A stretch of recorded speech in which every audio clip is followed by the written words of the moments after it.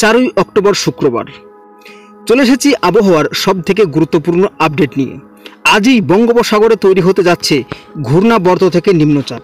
তো আপনারা এই মুহূর্তেও দেখতে পাচ্ছেন যে বাংলাদেশের উপর একটি ঘূর্ণাবর্ত রয়েছে এবং আমাদের দক্ষিণবঙ্গের উপকূলবর্তী জেলাগুলোর কাছে একটি ঘূর্ণাবর্ত রয়েছে। আমরা আলিপুর আবহাওয়া দপ্তরের স্পেশাল বুলেটিন জেনে নেব। তো ভিডিওটি সম্পূর্ণ দেখুন, জানতে পারবেন যে কি আপডেট এসেছে পুজোর মধ্যে।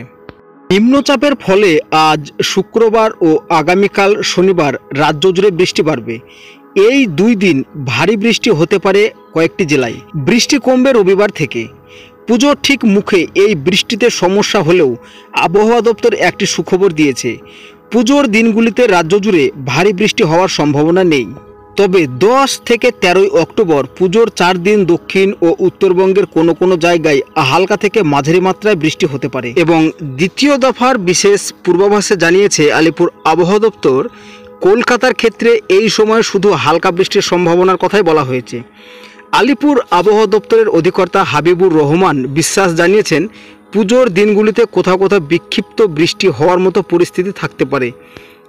তবে বৃষ্টি কমে যাওয়ার রাজ্যের বেশিরভাগ জায়গায় থাকবে ভ্যাপসা গরম।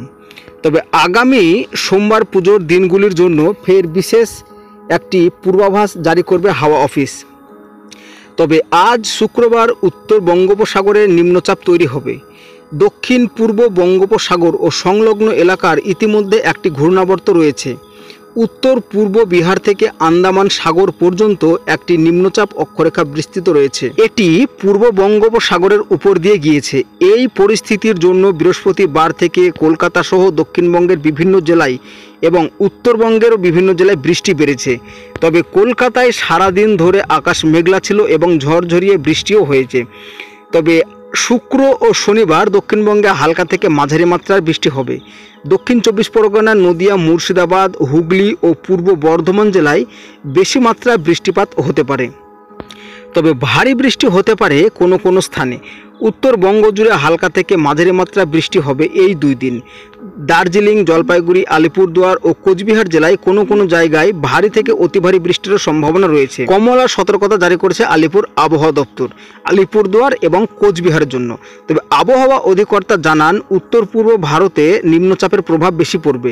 তবে এই নিম্নচাপটি আগেরটির মতো শক্তিশালী হবে না। সমুদ্রে অবস্থানকালেই এটি শক্তি হারিয়ে ফেলবে, যেটা আমরা গত ভিডিওতে আপনাদেরকে জানিয়েছিলাম। তো বন্ধুরা, আবহাওয়ার আপডেট এই পর্যন্তই। কেমন লেগেছে অবশ্যই জানাবেন। ভালো লাগলে চ্যানেলটিকে সাবস্ক্রাইব করে পাশে থাকবেন।